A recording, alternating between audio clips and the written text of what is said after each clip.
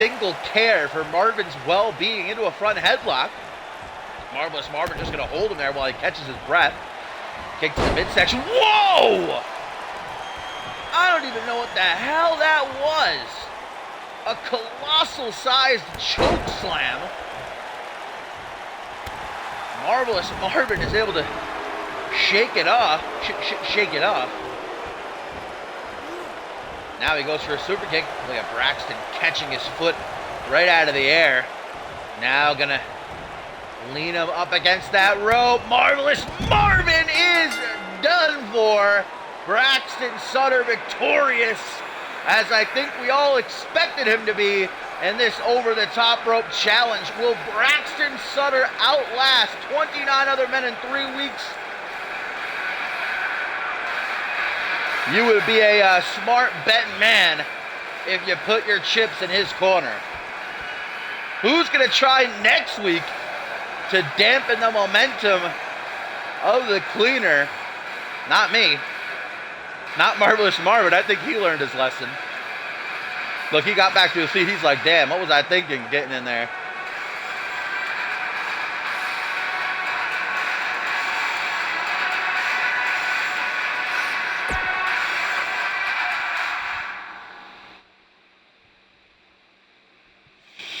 You couldn't pay me any amount of money in the world to get in that ring with Braxton Sutter. Maybe a lifetime supply of Mountain Dew I'd consider.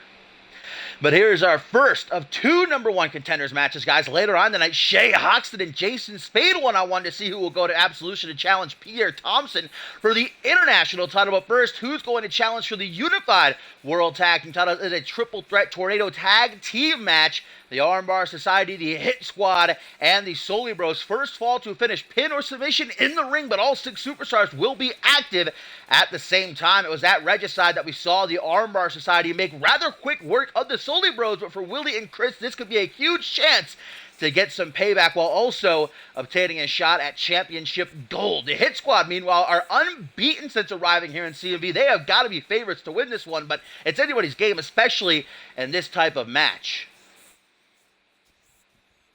Tonight, guys, we're also going to see one-on-one George King versus Bloody Justice. Now, this could be one of the biggest matches of Justice's career. Imagine if he can defeat George King. That would mean the world to him, and what amount of momentum it would be as well going towards the Royal Rumble, which both men are going to be a part of.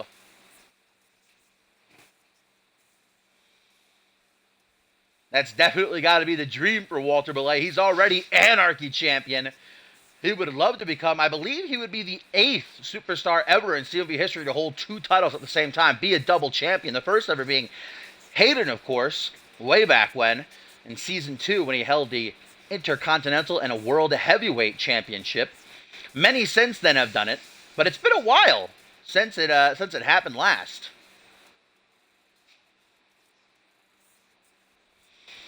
Meanwhile, it is going to be a very busy week for Gary Reed. Not only is he competing here tonight in this number 1 contenders match, but on NGW Monday, he's going to face Brett Curtis in a lumberjack match. And then, of course, next Sunday, he's going to be a part of the Magnificent 6 ladder match for NGW Checkpoint England. I mean, by the end of this month, Gary Reed could quite possibly be Mr. Magnificent 6 and 1/2 of the Unified World Tag Team Champions. A lot of stars have to align, but I'm not going to doubt it.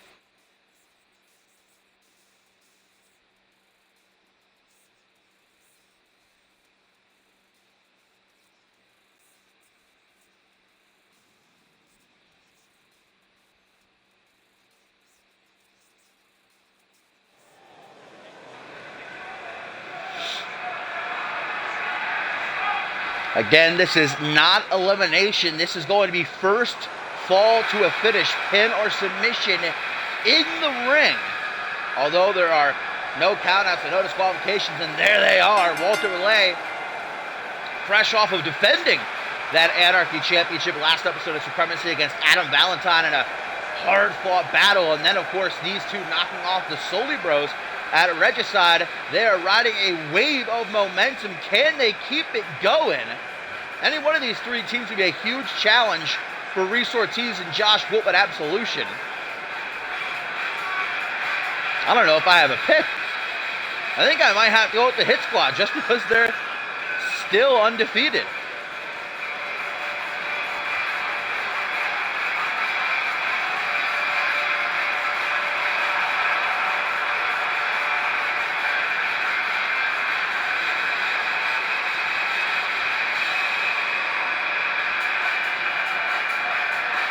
Yes, Joey Diaz knocked off Doug Thompson in a 0G division match last week.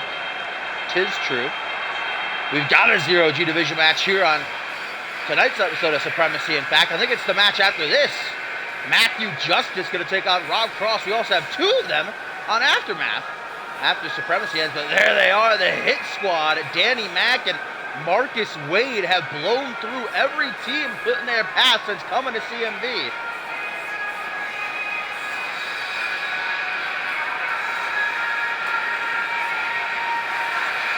Incredible tandem offense from these two. It's as if they know what the other is thinking. In a match like this, that's going to be very, what's the word I'm looking for? Right on the tip of my tongue. I want to say prestigious, but that wouldn't make much sense. A very important thing to have, I guess. That's not the word I wanted, though.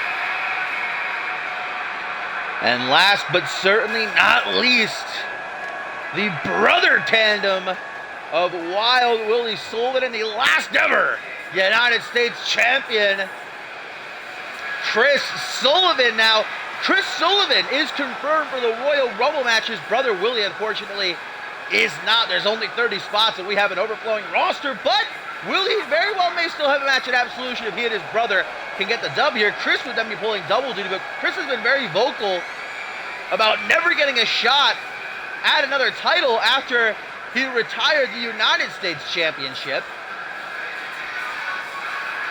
You can't say he isn't deserving, but everything has to be earned here in CMV.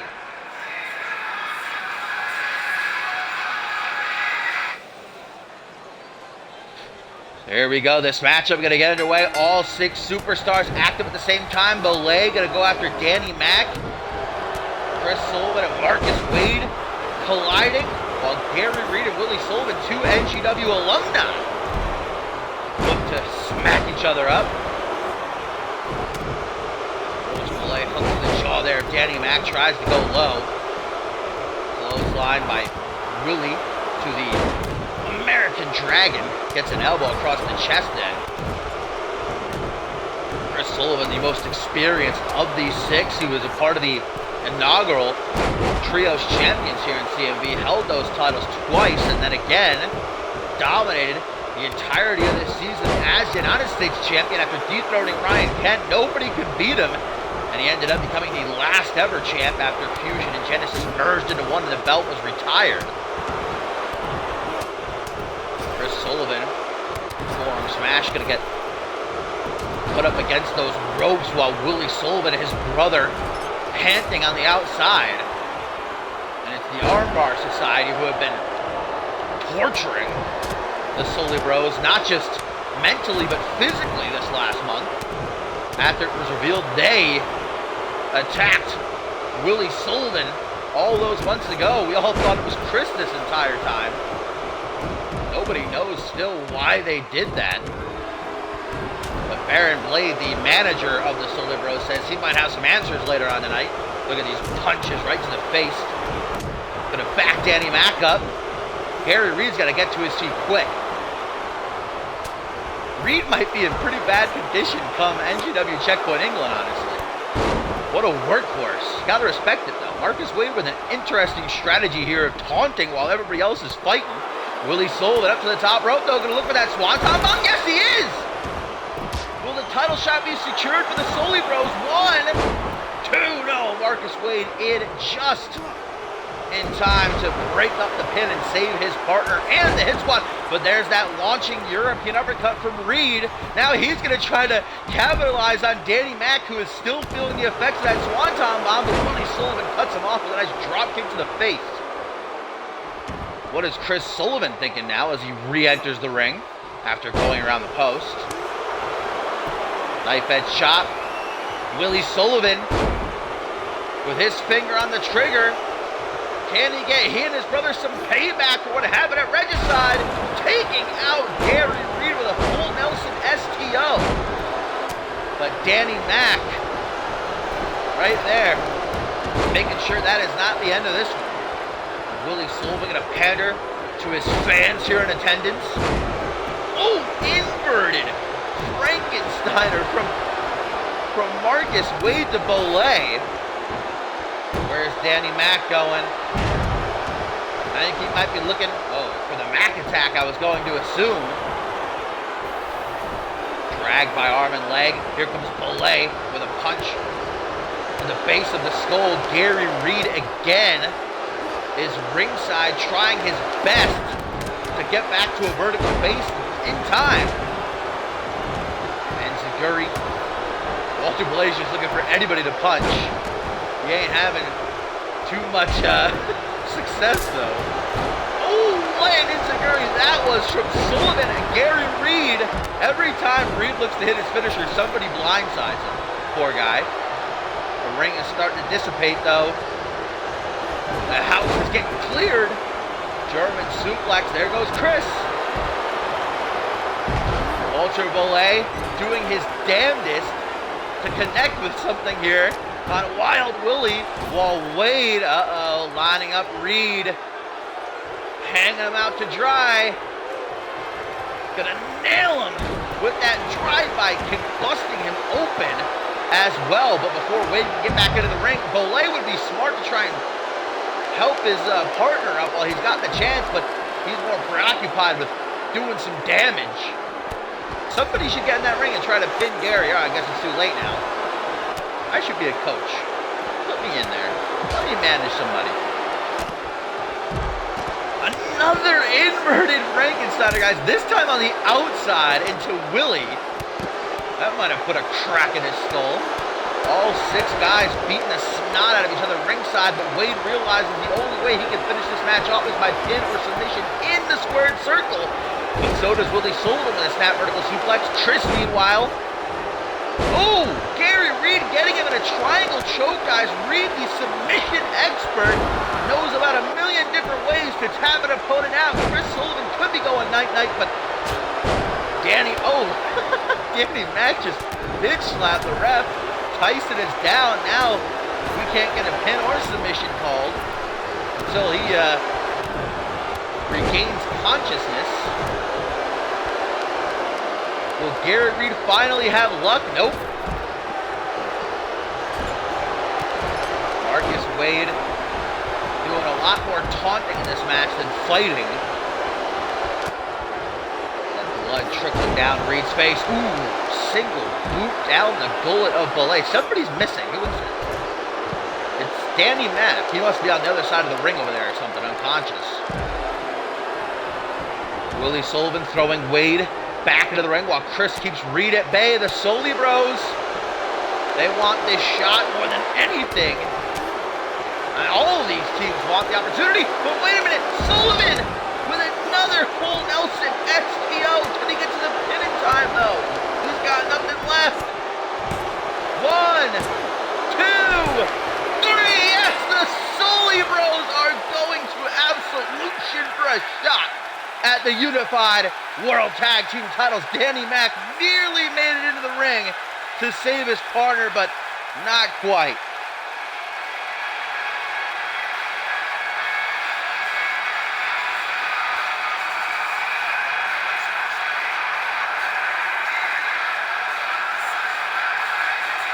The OG BRC hoping to become the next Unified World Tag Team Champions after surviving this, as aptly put by Mark in the chat, clusterfuck. All of these teams put it on the line. But Chris and Willie just wanted it more.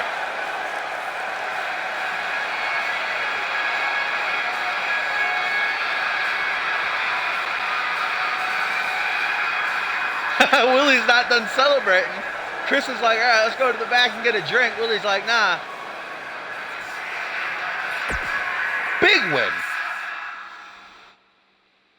Nice to see those two back on the same page. But here we go. The action keeps on rolling. It is 0G as Matthew Justice and Rob Cross go han. The build-up begins again to see who will go to Absolution to challenge the inaugural and current 0G champion, Jaquan Shea. I mean, if you missed that match between Jaquan Shea and Dante Tatum at Regicide, do yourself a favor and go watch it after the show is over here tonight. Because, man, oh, man, was it an just instant classic. Epic from bell to bell. But the slate has been wiped clean. Currently, Joey Diaz has 3 points. Who's going to join him atop the leaderboards? Will it be the younger of the Justice family or a former Fusion Tag Team Champion and Light Heavyweight Champion, Rob Cross, who has kind of been losing his marbles week by week after failing to qualify for King of the Ring and then getting his head shaved by Angelo Babos? He ain't in the best place right now.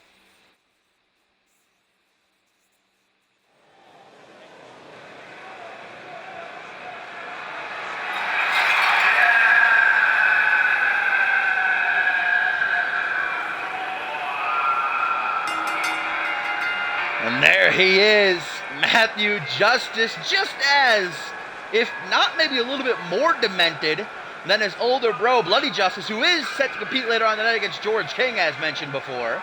Could be a good night for the Justice family. Bloody Justice, a part of the Royal Rumble at Absolution. Matthew Justice challenging for the 0G Championship.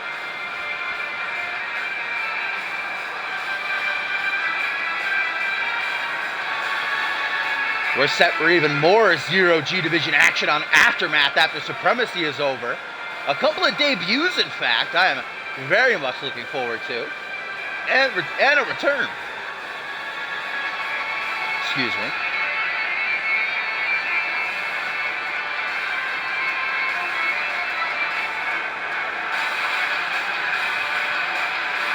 Matthew Justice has proven in his short time in CMV that he has what it takes.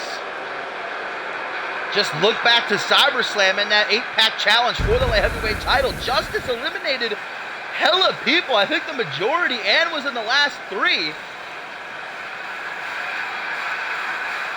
Before Jaquan Shea, of course, ended up going down in the history books as the last ever champ, and then at Regicide defeating Dante Tatum, and is now 0G champion. He's got a target on his back. Rob Cross is looking to zone in on that target.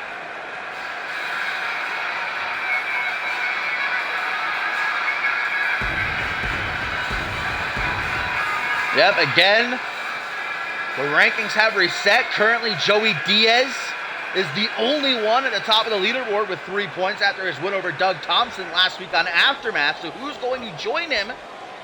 And you'll recall that the top 4 ranking superstars at the end of a month will compete in a fatal 4-way match, with the winner going on to Absolution to vie for the 0G title. Punch directly to the face. Power Nova tie-up. 10 minutes have started to go down. The only way to score points being by pinfall, submission, countout, or disqualification. Whoever has the most by the end of that time limit will be victorious. A victor gains 3 points. If it is a tie, let's say 1-1, then each superstar will get 2 points. If it is a nil draw, the clock runs out and neither superstar has gained a point, then each superstar will get 1 point, and a loser gets none, obviously. Back into the ropes. Rob Cross on the rebound, going to drop down. Ooh, look at Matthew Justice. I love this kid. Very wily in that ring. Reminiscent of his brother, but definitely much more athletic than Bloody Justice. Not that Bloody Justice is, a snail or anything, but you're not going to see him jumping off the ropes or flying through the air as much as you are Matthew here. Yo, what up, Hellish? You have not missed much the first couple of matches. We had Braxton Sutter win an over-the-top rope challenge, and the Soldy Bros just qualified for a tag team title match at Absolution.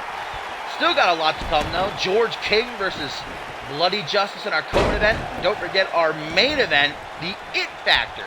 The new alliance of Xander Slate and Pierre Thompson taking on Randy Borton and world champion Andrew Briggs. Elbows to the top of that dome. Man, that thing is sparkling. It's kind of reflecting back into my eyes. I can barely see. I got to get some sunglasses on out here, son. Rob Cross loves to use his knees, but on that occasion, it kind of backfired. Rammed it right into the turnbuckle. And look at Matthew Justice signaling perhaps that he's about to score the first point. And it is a great advantage to gain the first fall, because then your opponent is forced to play catch-up. They have to get a fall just to tie it, and then another one to try and get ahead of you. Now, we've already seen in the Zero-G division over these past few weeks that nobody can be counted out. Superstars have come back with a minute left. Rob Cross dropping that top rope, sternum first, not going to feel too great. And the rookie, at this moment in time, dare I say, is dominating the global phenom. Single underhook facebuster, busting Cross open as if he doesn't have enough physical problems. 1, 2, only a 2 count though.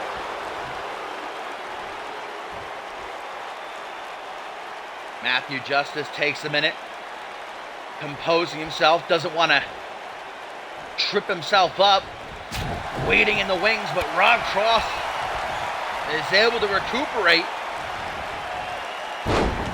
slithering out of that scoop slam into a reverse DDT. Now, I said it before, I'll say it again. Rob Cross is one of the most dangerous men when he's got him cornered. He's like a wild animal, and especially in his current state. Letdown after letdown has him desperate. And when you're desperate, you're dangerous, as they say. Hands on his hips. Matthew Justice getting gassed, and for a high flyer like him, that is bad news. There's still 6 minutes and 25 seconds left on the clock. Nobody has scored a fall yet, but maybe Matthew will right here with this half camel clutch. Nope, Rob Cross escapes, takes to the midsection. Ooh, too quick for you with a reel him in DDT.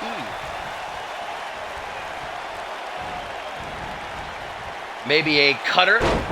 Oh, and Rob Cross out of nowhere with that freaking moonsault slam.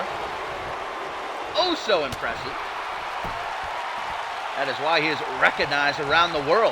That's why he calls himself the global phenom. Maybe these last couple of months haven't been going so well for him, but you can turn that around in an instant. Vertical suplex. Matthew Justice struggling to get back to his feet. Rob Cross can use those dirty heel tactics, gouging at the eyes. Bam! Good night, sweet prince. Ripcord knee. 1, 2. But no 3. And Rob Cross is a bit miffed at that fact, but he's going to have to push onward. He's in control right now, wants to keep it that way. Boot up under the jaw. Rob Cross, I think I saw a bit of spit go flying up the ramp. Now, what's Matthew looking for here? Turning Rob Cross around, getting a good look at that gash across his forehead that continues to bleed, and Matthew wants to make it worse. Bloodying the top turnbuckle. I think I counted 11 times. Matthew just freaking bashed his skull in. Rob Cross says, all right, kid, I got you. Man, that high knee in the corner rejected a second time, and there's a wheel kick, too. Rob Cross, very smart. There's that veteran instinct coming into play as he rolls out onto the apron, where he cannot be pinned or submitted, but he could be counted out. Matthew Justice saying it's time to delete this fool. Ooh, maybe he wants to take a count out point, though. Looks like it. Matthew's going to try to take this point by count out. No, changes his mind again. Seeing that Rob Cross is starting to get to his feet. Cross just rockets back into the squared circle, hoping to catch Justice off guard. Instead, a sit-out board buster. Stomp to the lower back to the top rope. Matthew Justice slowly but surely. He's got to be looking for that flying headbutt. Taking a deep breath. Here it comes. and Rob Cross gets out of the way. He saw that coming from a mile off. Discus knee strike. 1, 2, 3, and Rob Cross takes the lead 1-0. There is still 3 minutes and 30 seconds left on the clock, however. Plenty of time for Matthew Justice to tie things up. And then try and get in the lead. Rob Cross, very wise to keep this fight in the ring. Ooh, from the apron, a cheeky punch from Matthew. Hangman's neck breaker. Targeting that head. He's going to try for it one more time. Why not? Will it pay off? Oh, something different. A moonsault, but even still, Rob Cross, well scouted, getting his knees up. Front headlock going through for a neck breaker, another one. Out of desperation, flops in the pin, making sure to hook the leg. Almost Matthew, but no cigar. Hands on his hips. He's got blood all over his hands. This has been a fight. 1-0 right now. The winner of this, gaining 3 points on the 0G Division leaderboards, gonna join Joey Diaz, who will head to Absolution to challenge Shaquan Shea for the 0G Championship. Another single underhook facebuster. This time he goes right into the pin. 1, 2. Oh, man. And Rob Cross looking like a goddamn red marker exploded in his face. He is just donning that proverbial crimson mask right now. He's still in it, though. Looking through that. Blood all in his eyes. We've seen this before from the Global Phenom. Angel's Wings, maybe, coming up, but Matthew's got another plan in mind. And again, Rob Cross is just so educated. He knows where he is at all times. Matthew in the ring saying, get back in here, bitch. If you got the balls. Rob Cross falling for the ploy. Single leg takedown. Going after the knee. Wise. Rob Cross loves using his knees. Drop toe hold. And Cross from behind. Oh, man! He got him. Ripcord knee strike numero dos. 1, 2, 3. And Rob Cross now 2 points in the lead with only a minute to go. Is it even possible for Matthew Justice to come back at this point? I'm not too sure, but he's going to try his hardest. Blood splashing down onto the chest. Well, Matthew knows he can't win at this point, so he's just going to make sure that Rob Cross doesn't leave this ring at 100%.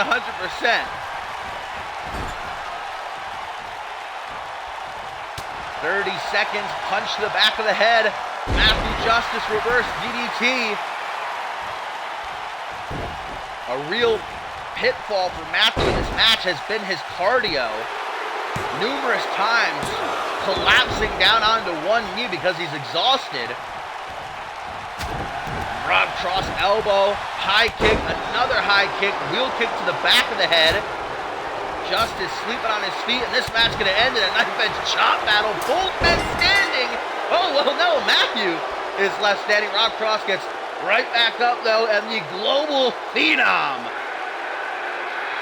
with the win, 2-0, 3 points towards his leaderboard standing.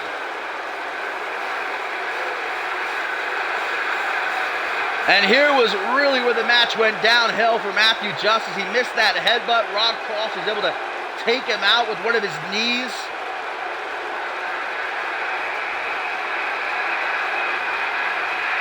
So as it currently stands, Joey Diaz and Rob Cross, 3 points each.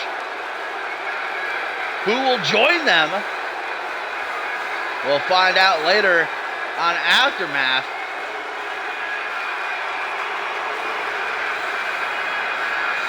Referee tried to wipe some of the blood off, but it is just coming right back out. Deary. That is a brutal sight.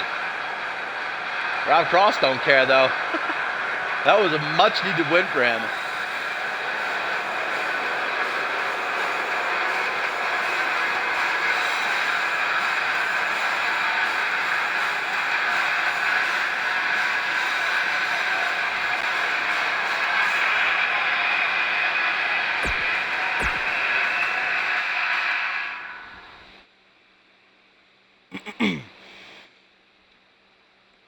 found out a bit earlier in the show that it would be the Sully Bros going to Absolution to challenge the Rebels, Reese Ortiz and Josh Wolf, for the Unified World Tag Team titles when they won that Triple Threat Tornado Tag Team match. Now, who will step up against Primetime Pierre Thompson for the International Championship?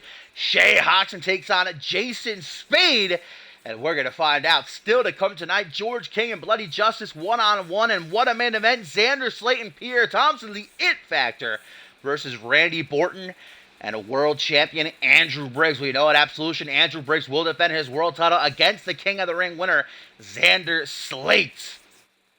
And of course, what everybody's looking forward to, I'm so excited. My favorite time of year, the 30-man Royal Rumble match, which both of these men have declared for, so at least one of them is going to be pulling double duty as they face off against the big dog. Could be a hell of a night for one of these two. They win the International Championship and then win the Royal Rumble.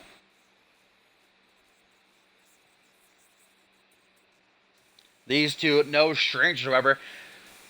Much like the beginning of this season between Chris Proudfoot and Jason Spade, these men have been around the world together in various companies, but they've only ever fought one-on-one once, I was told by Shay Hoxton, in the very few minutes he spared to speak to someone like me. They've been involved in numerous multi-man matches, but one-on-one, it's only transpired once before. So both of these men are excited to get back into the ring against each other again. Now, Shay Hoxton, after losing his Anarchy Championship at Sacrifice, kind of fell into a bit of a hole. Loss after loss after loss. I don't know what changed, but this last month, Hoxton has been on his game again, picking up a lot of wins, defeating Matsuda Tanaka in under 2 minutes, and most recently knocking off Leo Cruz on Aftermath. The Gambling Man has returned to his apex status. The best we've seen Hoxton in a long time.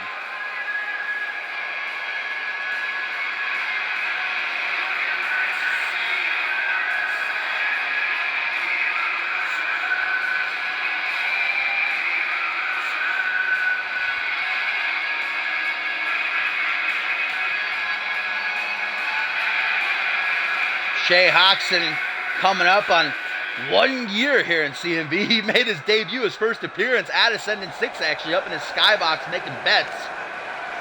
Going to be a part of his first Royal Rumble, as is Jason Spade. Now, Spade came a little bit after, not too long after Hoxton arrived. You got to imagine Hoxton wasn't too happy about all of these old faces coming in after him.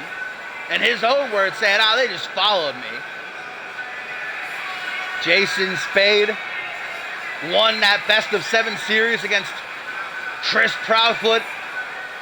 Failed, though, to earn a world title match, and then challenging Chris Sullivan for the United States Championship last month. Wasn't so lucky there, but at Regicide, man, he didn't just beat Angelo Babos. He may have took years off of Babos' career, brainbustering him on the concrete to get the win. They were fighting up in the crowd and everything. That was a very intense rivalry that thankfully has ended.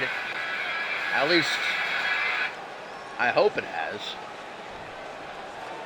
But anyhow, both of these men have a different thing to focus on tonight.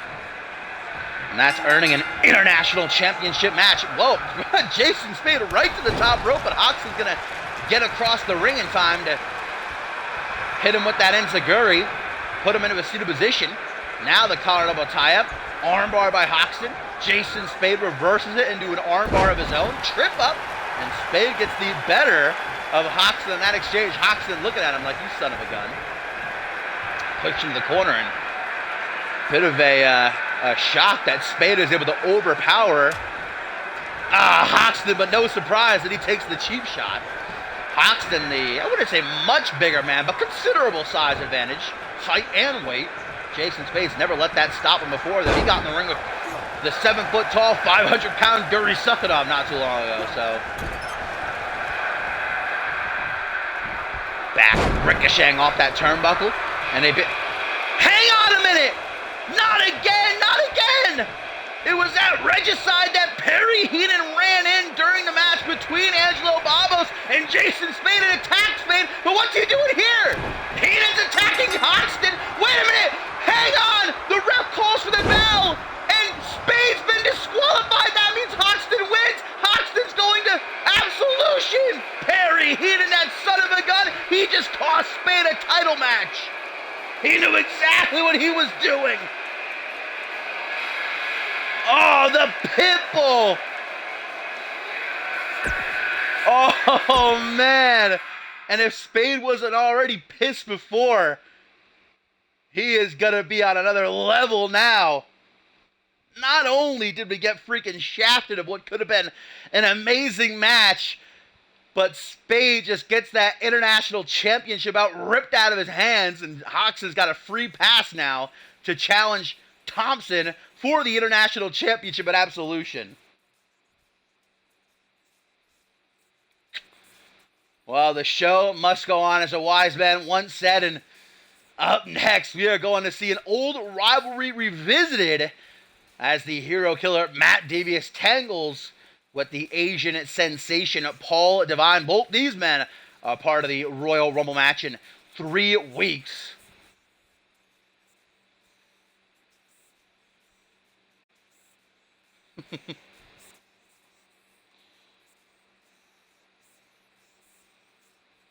I would imagine Jason Spade is the saltiest of all. I don't know what Perry Heenan's problem with Jason Spade is. It seems like he's just randomly deciding to pick on him. He's going to learn quickly that wasn't such a good idea, though. It's these two men we're about to see clash that have a long, storied history with each other. Inside of the Elimination Chamber towards the end of last season, it came down to Matt Devious and Paul Devine fighting for a future world title match. Paul Devine, uncertain of how to put Matt Devious away after trying everything else, broke Devious's knee into a million pieces, had him on the shelf for quite a while, but Devious returned at the top of this season, and, well, he got his revenge, defeating Paul Devine. And it has been a uberly successful season for Devious since then, picking up the international championship. However, these past couple of weeks have seen him take a dip. Even though I don't agree with his actions, I certainly do hope that he can get back on track, and what a better way to do so than pinning or submitting or otherwise defeating a 5-time world champion. And Paul Devine currently holds the record for most Royal Rumble wins, 2. He wants to make it 3. Devious says, I don't think so. Around every corner, he's come so close to that world championship match he oh so desires. The Elimination Chamber at the end of last season, the Elimination Chamber at Validation, the King of the Ring tournament. He made it to the finals. He fought Xander Slate, but Slate beat him. I think Devious at this point is willing to do whatever he has to in order to win that Royal Rumble and move on to main event Ascendant 7.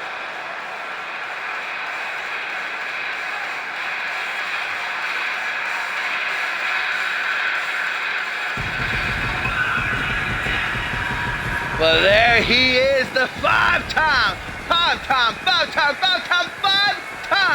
undisputed world heavyweight champion, the Asian sensation, the man who puts the Rising Sun, Japan's biggest export, Paul Devine. Made history last year at Absolution when he retained his world title against 29 other men and a Royal Rumble. The year before that, he won the Royal Rumble to go on and main event Ascendance 5, where he won the World Championship. Now we talk about Matt Devious on an unlucky run. How about Paul Devine?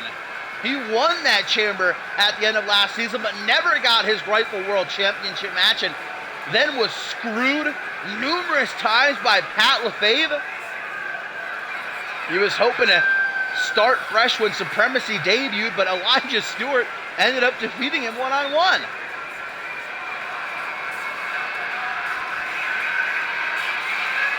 Divine's not the type of guy to let anything damper his ability, though. He might be in a slump, but watch how quick he gets out of it. Referee rang that bell. And let's get it on. Cheeky little jab. Matt Devious going to go for a choke slam. What is he, Shea Hoxton over here? No, complete shot instead. Punch to the back of the head, rolls out of the way. Ooh! That tumbling heel kick. Remember how Matt Devious advanced through the semifinals of the King of the Ring tournament? He paid off independent contractor Samoa Joe to run in during the match and attack Reese Matthews. Allowed Devious to capitalize and pin him, just as Divine does to Devious. Oh, speaking of, I guess you must have heard me. That's Reese's cue. Reese Matthews is coming out here. I don't think he's forgotten about what Matt Devious did to him in the King of the Ring tournament. And Reese Matthews and Paul Divine have their own history as well. Hang on, Devious still going to capitalize. It was Divine who got distracted inadvertently. That backslide, both guys look at each other like, what'd you just try, motherfucker? For those of you who haven't been in CMV very long, Reese Matthews years ago came into CMV under the tutelage of Paul Divine, but then ended up turning on the Asian sensation and beating him to win the World Championship, one of the biggest upsets we've ever seen. I don't think Matthews has much love for either of these men, but he's out here trying to fuck with both of them.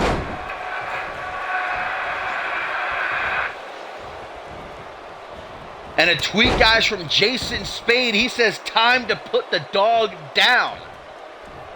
Yeah, as if Perry Heenan doing what he did at Regicide wasn't enough, costing Jason Spade a shot at the International Championship and pretty much handing it to Hoxton on a silver platter.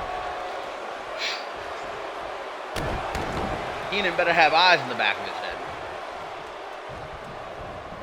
I know he's a tough son of a gun, but Jason Spade, especially when you push him like that, he's as mean as they come. Tried to go for like a spinning heel kick or something. Another one of those DDTs. This time properly covers, but doesn't even get a 1 count.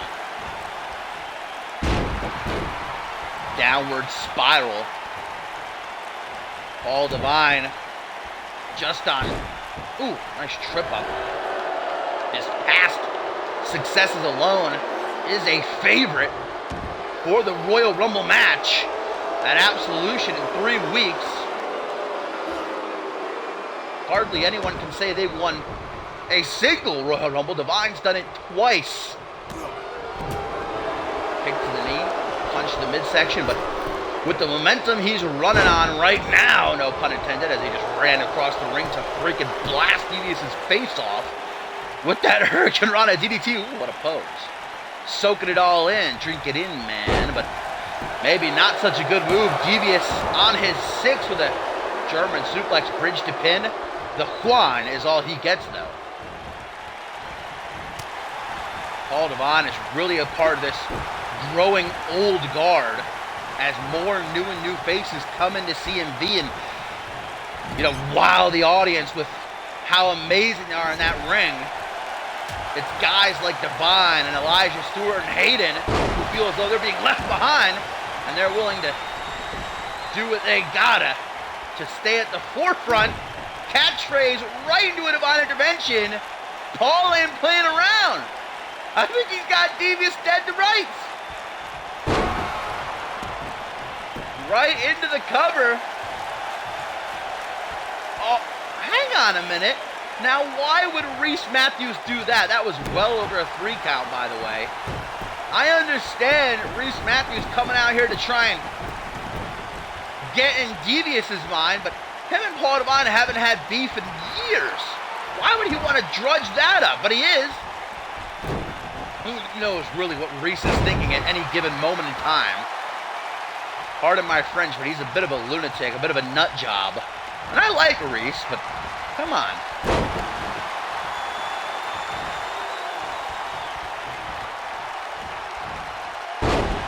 Another catchphrase. Devious has to do something and quickly to turn this thing around, although he might not get the chance. A very, very close 2 count. And Divine looks right at Matthews as if to say, don't try that again. Headbutt, an elbow instead. Snapmare drive. That's one of the most just nasty looking moves in wrestling. The way that an opponent's... Oh! 24th punch! Take a nap, Devious. Divine is back, baby. The hero killer kind of let it all hang out for a minute. He was going cuckoo, and Divine put him down.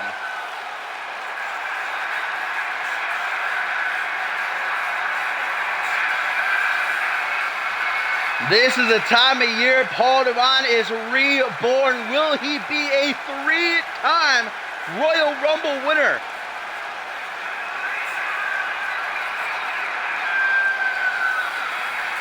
And what if Reese Matthews messing around at ringside?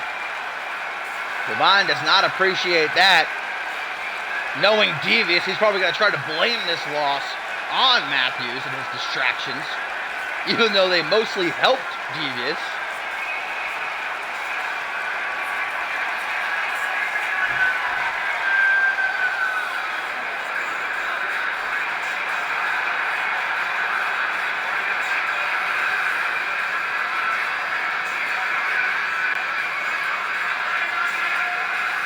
The 5-time undisputed world heavyweight champion, the 5-time tag team champion, 2-time Royal Rumble winner. Will it be 3?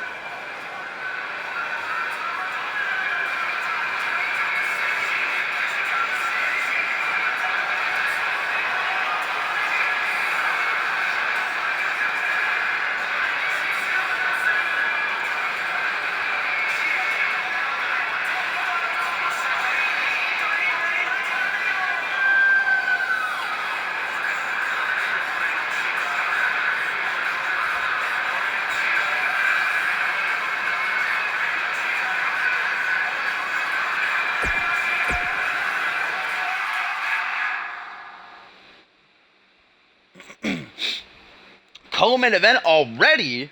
This has been a pretty short show when compared to our usual run times. Do not forget, though, right after Supremacy, going to be Aftermath with some great matches on it, a debut and a return. But first, we have got George King set to tangle with Bloody Justice. Both superstars confirming themselves for the Royal Rumble match, hoping for momentum. And George King, he has been touting off to anybody who will stop for a second to hear him after his win in the main event of Validation, feeling as though he should have a long time ago gotten his shot at the World Championship. And pissed beyond all belief that he has to be a part of the Royal Rumble to earn something he already feels as though he has time and time again. Gonna look to unleash his aggression on Bloody Justice, who has got to be an underdog favorite for the Rumble, man. What a season it has been, especially since he broke off with Damian and resumed his singles career. The 2-time Fusion Tag Team Champion has been just met with enormous fan support. And it's that type of love from the fans that can propel a superstar to do things they never thought they could. Bloody Justice main eventing Ascendant 7 would be akin to a nightmare probably for some, but a dream for someone like BJ.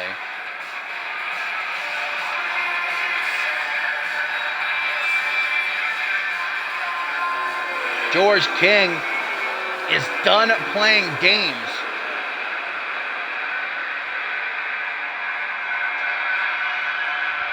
The main event scene on Supremacy has everybody chomping at the bit. But one of the biggest questions right now is, why did Kevin Silva do what he did at Regicide? When he was set to challenge Andrew Briggs for the world title, only about a minute after the bell rang, he low-blowed Andrew Briggs deliberately right in front of the referee, getting himself disqualified, and afterwards stated he doesn't have to prove anything. He already is the world champion. Kevin Silva set to be in action next week. Hopefully we learn a bit more about what's behind his actions, because it just does not make sense to me why he would do what he did.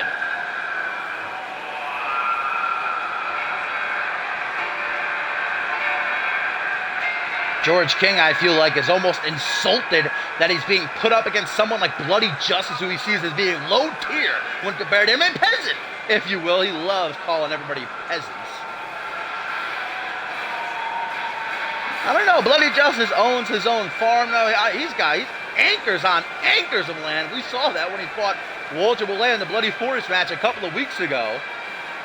I don't know where he got all that money from. It had to be passed down to him from his dad, or I don't know. I don't even want to get into that family history. All I know is that the Justice family will be popping off if BJ can somehow win the Royal Rumble match.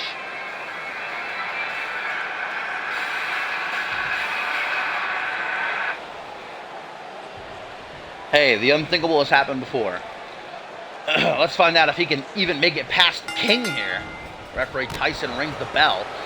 Tries to come right out of the gate with a clothesline, but King almost doesn't feel it. Flipping out of that pendulum background. Maybe I was wrong earlier tonight during the Matthew Justice Rob Cross match. I was saying how Matthew is like 10 times more athletic than BJ. Referee Tyson already taking a bump.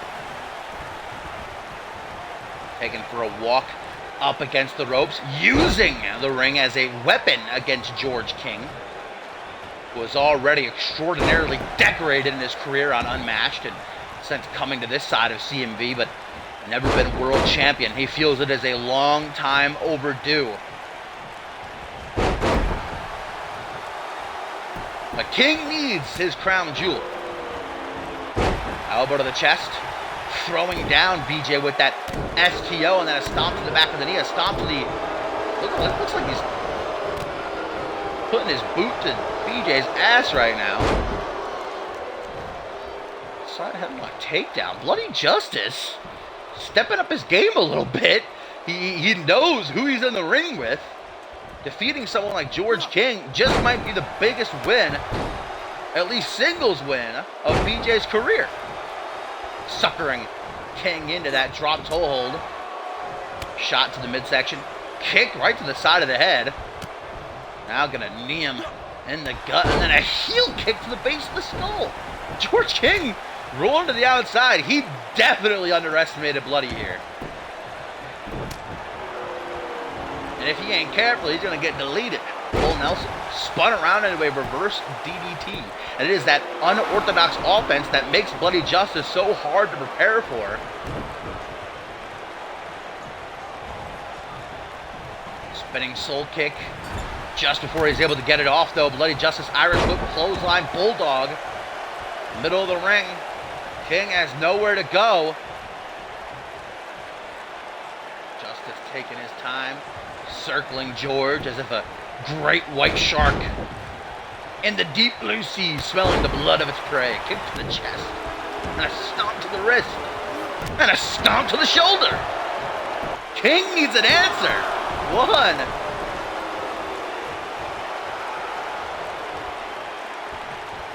Bloody Justice getting himself hyped up, trying to set an example for his baby brother, who we saw come out here and give a hell of a fight earlier tonight against Rob Cross, but was defeated in the end. Those elbows turning George King into a wet spaghetti or the way he went limp. Is there a Nagi? Guys, am I seeing what I think I'm seeing? Bloody Justice has been all over George King like a monkey on a cupcake. This has been completely one-sided. Stomp to the ribs and then to the chest. Bloody Justice! Looking to bring George King in. for Sister's Joy. Misses the clothesline, and now King, just like that, royal flush. Letting BJ have his fun, but it's all for naught. 1, 2. Maybe there's some hope. Bloody Justice getting his shoulder up off the mat with a millisecond to spare. Every time Bloody Justice comes out here, he proves more and more to not only me, but a lot of people in the CMV universe that he is good enough to hang with the big boys.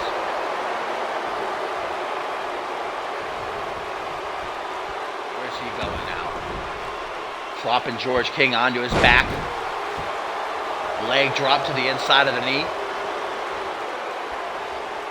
Picks him up into a seated position. It's at this point in the match, Bloody Justice just starts to ease in to a more sadistic way of inflicting damage, as evident by that neck crank he had locked in a few moments ago. And now George King says, "Where you running to, BJ? Get back in here, tough guy." Just gonna spear him right off the apron. Bloody Justice clutching at his ribs. One could be broken, for all we know. Knife edge chop on the shoulders. A flapjack. The sternum and face of Bloody Justice just blasting off those pads that offer little to no protection for the concrete floor that lies beneath. Overhand punch. Thwarted. Count of 5, they have until 20 to get back in the ring, but Bloody Justice ain't playing no games. Looking to rock it out of the corner, one last-ditch effort off. And George King using BJ's momentum against him there, but that clothesline. 1, 2. I thought George King having no luck in keeping Bloody Justice at bay. Hangman's neck breaker, taking the wrist into a armbar setup. George King knows where he is at all times. Punching relentlessly at the midsection that he's been working on throughout this match. Half Boston Crab from Bloody Justice. Will George King be forced to tap out the ultimate humiliation? But no! Rolls onto his back, pushing Bloody Justice out of the ring, and then a leg drop. Old school, simple but effective lateral press. Almost a 2 count. Now we're going to play the in and out game. George King, come on now. Of course he's got to do something like that to give himself the unfair advantage with Bloody Justice. Irish over the corner, slowly but surely approaches. George King reverses the momentum in the corner, knife edge chop. Bloody Justice again has himself in the driver's seat. This full mount and just raining down right hands as the fans count along. 7, 8, 9, and 10 in a row. Shoots the half. 1, 2. Bloody Justice looking down at George King, almost with worry in his eyes, thinking, do I have what it takes to beat someone as big as King? Maybe he's not looking to beat him. Maybe he's looking to take him out entirely. Bloody Justice, you can't do this. No. Justice with a superplex from the top rope to the outside of the ring. That is 10 feet. My God. The spine of George King could be snapped in half. Somehow he's back to his feet. Don't ask me how he does it. The resolve of George King unparalleled in this scenario. No normal man could take a fall like that and keep going. They would be in the hospital for weeks. Justice not even done as he looks to tear King's shoulder right out of its socket. King needs to figure out a way and quick to put Bloody Justice down. Because the longer this matchup goes, I think the more it benefits Bloody Justice, who just thinks of more cruel ways to make George King suffer. Like this armbar, for example.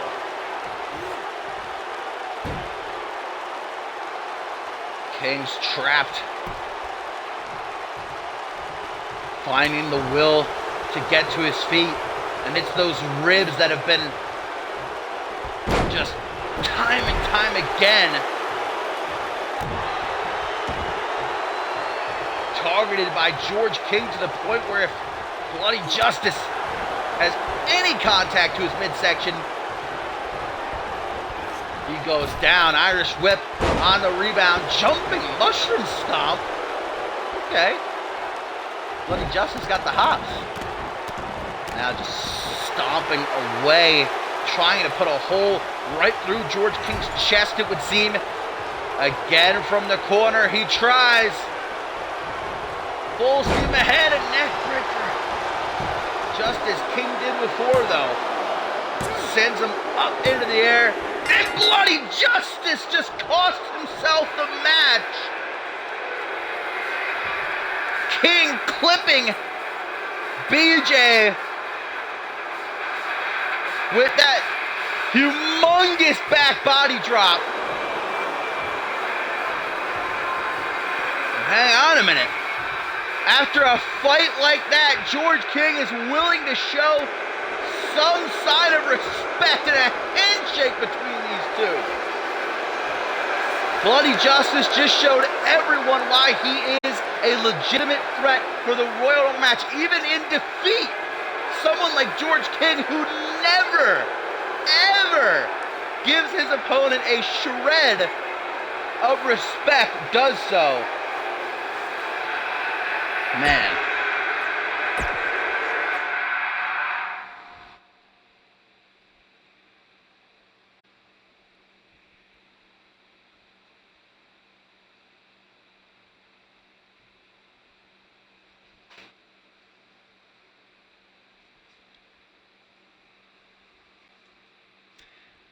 Main event time, it is here.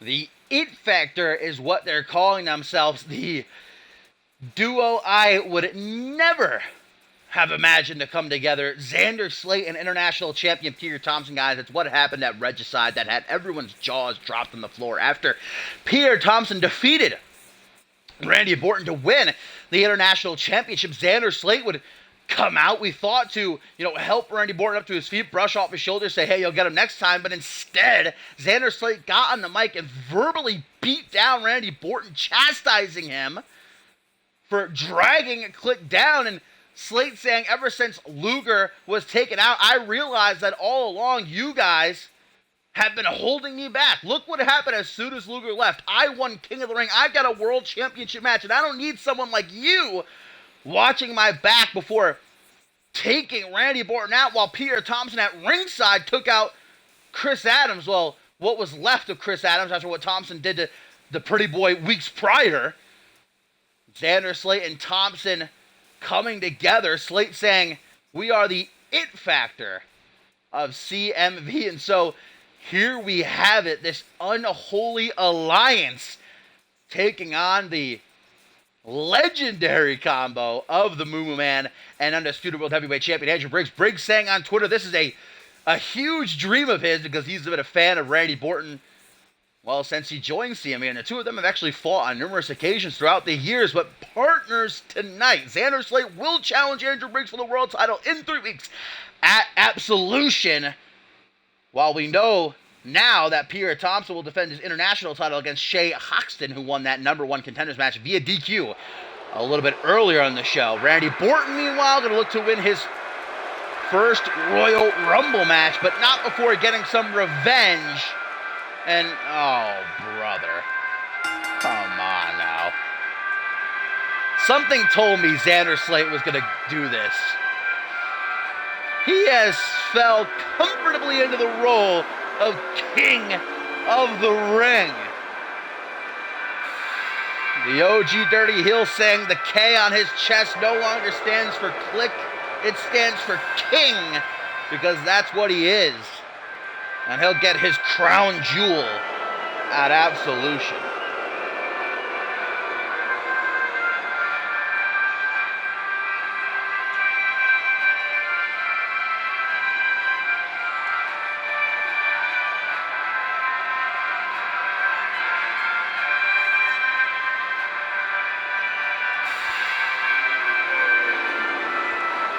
And this main event right here has 3 King of the Ring winners in it. Xander Slate, of course, the most recent, and Randy Orton and Andrew Briggs both have accomplished that feat as well.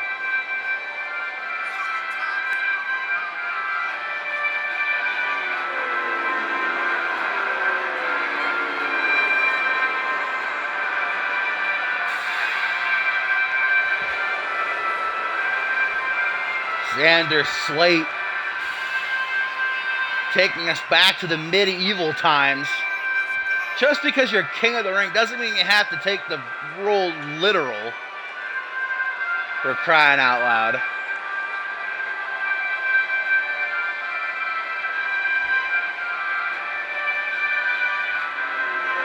Oh my God, he's even got the pink yo.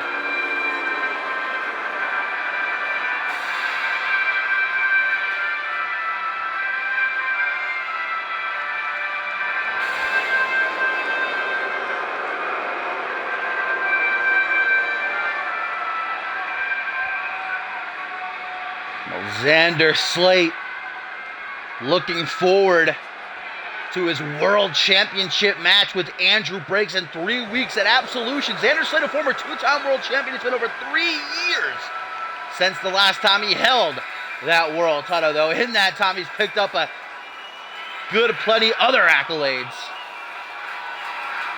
And I still cannot believe my eyes. The international champion Pierre Thompson, who over the years has had a historically just brutal rivalry with Xander Slate. They won a rivalry of the year. And only a couple of months ago, they faced off on Genesis, where Xander Slate hit Pierre in the back of the head with a sledgehammer. But Slate said it's because of those reasons, not in spite of, that he chose Pierre Thompson to be his right-hand man. He needs someone with Thompson's ruthless aggression to have his back, not someone like Randy Orton who only fails every single time he goes out into that ring. Not someone to drag him down.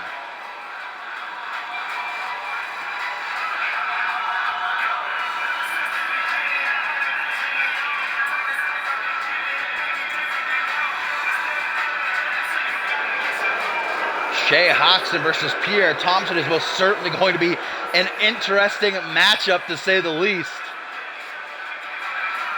I still can't believe that. Hoxton getting a free shot at the international title because of Pierre Thompson.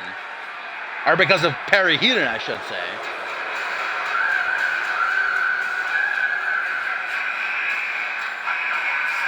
Pierre Thompson may prefer Jay Hoxton, though, over Jason Spade.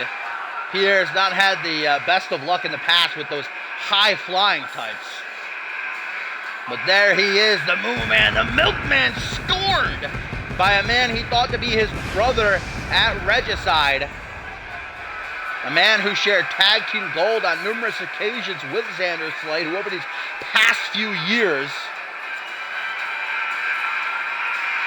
has been like a family member to Slate. I still don't know how people trust Slate.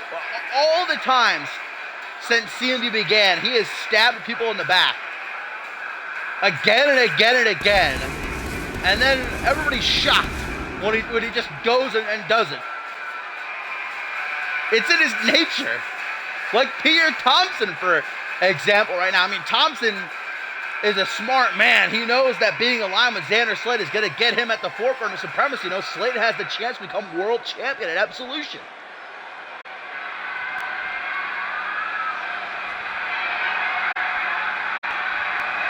But even still, I would not want Xander Slate in any situation being the one to watch my 6.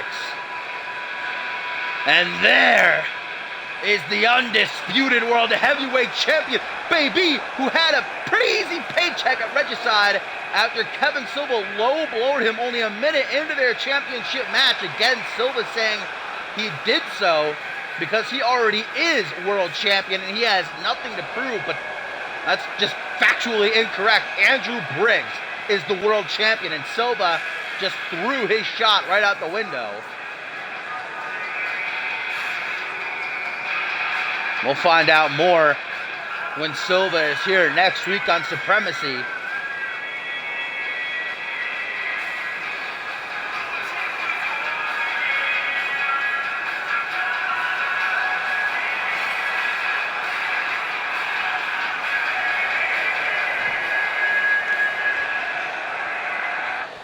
Here we go. This is tag team action.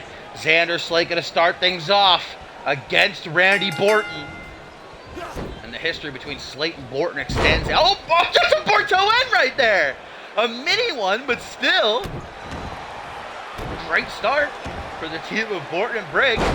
As I was saying, though, the history between Slate and Borton extends long past their click days. I mean, season 2 of CMV, these guys were fighting each other, teaming up. They initially brought Tim LaFave into CMV under their wings. There's not a single thing that these two don't know about the other, and that's going to make it very hard for them to outmaneuver and try and, surprise each other. Dragged by arm and leg, Slate going to make an early tag to Pierre Thompson. Stung right to that bicep. Now Andrew Briggs says he's delighted to get the chance to step into the ring with Xander Slate at Absolution, as it will be a first-time encounter. Pierre Thompson with that deadlift, sit-out gut-wrench powerbomb. But that attitude of Briggs might change real quick once he realizes the kind of man that Slate is. Andrew Briggs isn't going to get a clean, competitive bout at Absolution from Xander. There's a reason he's called the OG Dirty Heel. Always dipping into that bag of tricks. Randy Borton not just looking for payback against Slate here tonight, though. Pierre Thompson, too, who took his international championship at Regicide. And look at this teamwork. Whoa! Kind of like a modified heart attack. As Briggs went off the rope. Clothesline, but there's a clothesline from Pierre. Pierre Thompson, Irish over to the corner, will be pulling double duty at Absolution, defending his international championship against Shay Hoxton. Also a part of the Royal Rumble match. Hot tag to Xander Slate, who just barrels over Briggs. And this is our preview of what's to come in 3 weeks. Kick to the midsection DDT. To think that these two have never been in a ring with each other all the years that they've been in CMV is kind of crazy. Head first off that top turnbuckle, Andrew Briggs. Gonna turn the tide on him. Oh, Briggs! Oh, knee to the jaw. One. Not able to find even a 2. And that kick to the back has Xander pissed off, throwing all of his body weight down on top of Briggs, and then right hand after right hand. Another right hand, and Slate saying, "Bask in my glory as your king of the ring." But Briggs says, "Nah, I'm good." Sit out face buster instead. Briggs has held that world championship with pride since capturing it towards the top of this season. But pride is not what drives Xander Slate. It's success, and if he pins the world champion right here, there's going to be a lot of doubters heading into Absolution. But Randy Orton makes the save. Now he's getting the brunt of the It Factor's teamwork. Everybody's getting laid out. The referee needs to get some order right now.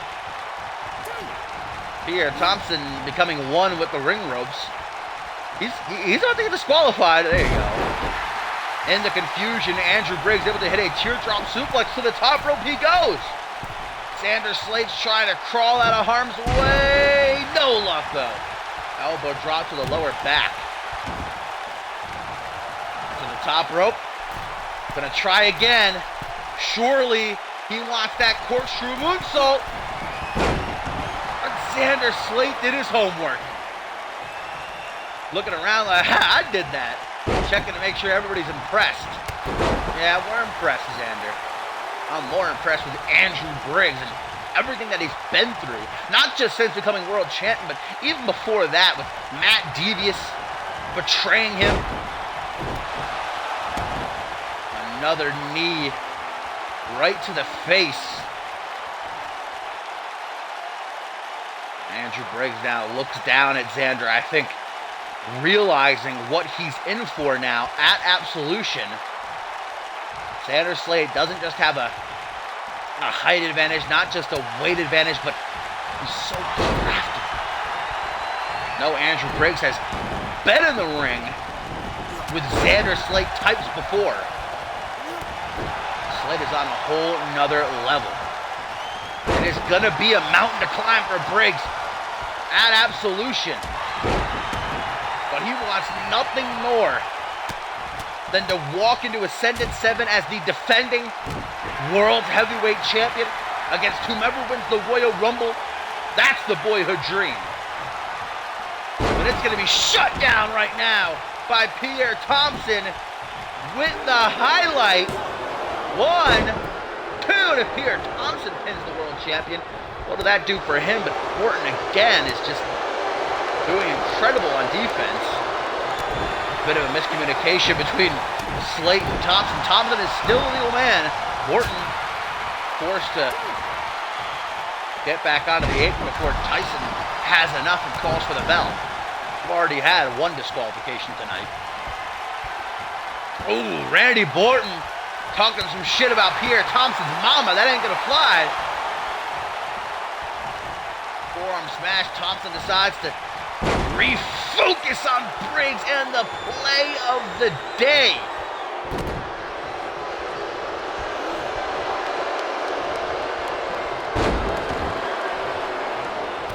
Briggs had a rough go of it in this match, and yeah, certainly he needs to get a tag to Randy Orton sooner rather than later, but he ain't going anywhere.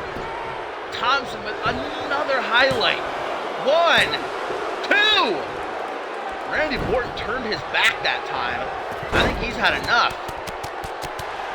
Looking out for Briggs' well-being going forward rather than here tonight. Briggs has already been hit with a clean slate and 2 highlights. He's got to start thinking about Absolution and defending his world title, being fresh for that. Because it's the strategy of Xander Slate and Pierre Thompson, don't fool yourself, in this match to try and injure Andrew Briggs so that he isn't 100% at Absolution. So that Xander Slate has even more of an advantage heading into that match. Takes a step back, cleaning Andrew's clock with that right hand. Something's got to give.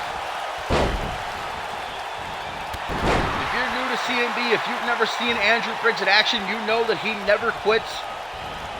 I would say he is the most resilient superstar in CMV history. Maybe not always, but since he's won that world title,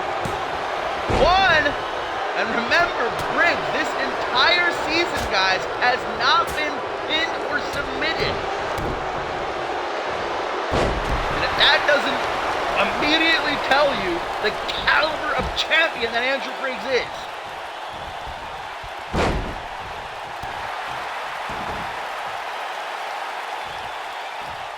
Wipes the sweat from his face, does Pierre Thompson.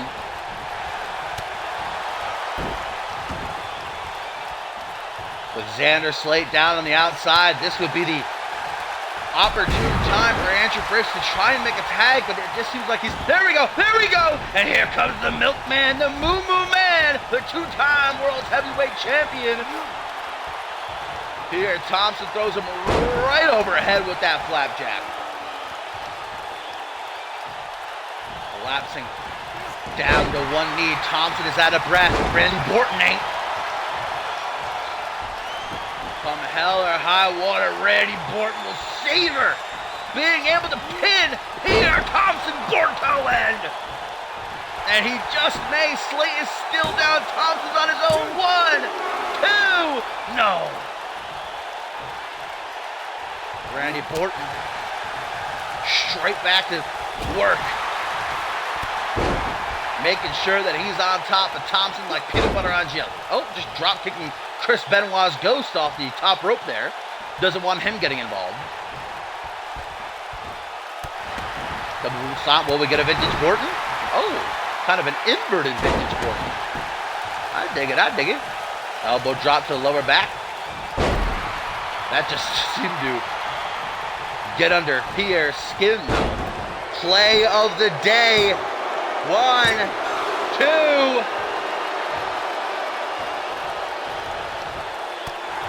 Orton, who is not only beaten by Pierre Thompson at regicide, but another Borto end! Another Borto end!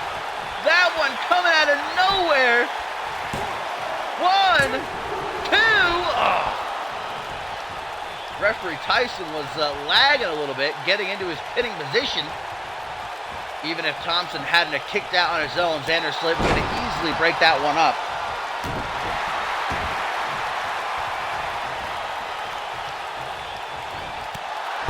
Randy Orton swinging around the knee to meet Pierre's jaw. Clothesline. Clothesline again. Ducks Pierre's clothesline off the ropes. At high speeds, tilt-a-whirl single knee backbreaker. Randy Orton is feeling it right now. He's thriving off the energy of this CMV universe. But Pierre, just when you think Orton's got it, 1, 2.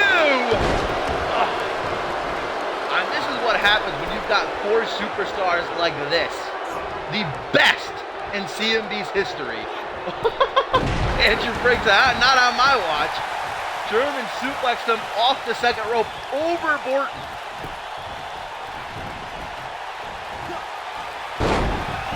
Tornado, DDT. Thompson ain't staying down. Oh, it's kind of a botched clothesline right there. Did not get all of it. Hardly got some of it, but enough to knock Orton down and give Thompson a little bit of leeway. Clothesline. Clothesline. Ducks Orton's clothesline off the ropes. He goes for a leaping lariat. Andrew Briggs extending his hand, saying, please, Orton, you gotta make the tag. He can see that the Moo Man is dwindling. Play of the day. Randy Orton takes it like a champ. Short arm DDT, wipes the sweat from his face, throws it down onto Thompson, and an act of disrespect, and a third Borto end. Now, come on, that's got to be it. That's all she wrote. 1, 2, 3, and it is Randy Orton and Andrew Briggs victorious.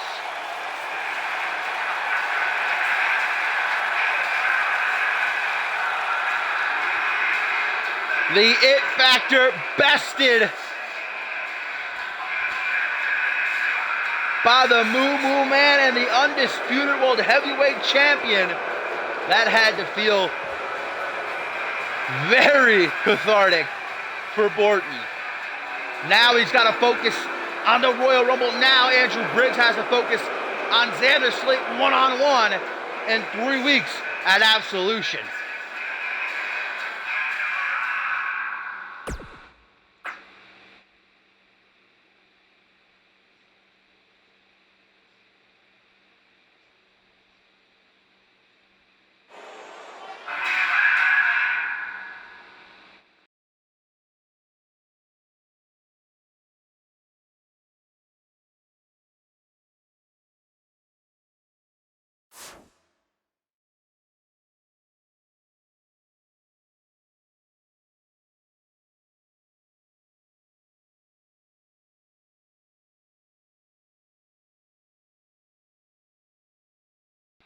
All right, guys, thank you as always for tuning in and watching along with me. I hope that you enjoyed the show, and if you are not going to be able to make it to Aftermath, which will be live in about 10 minutes, then you know the drill. Exclamation point join in the chat will give you a link to our website, communityuniverse.4motion.com, exclamation point Twitter, exclamation point Discord, links to all of our social media, and I will see you when I see you.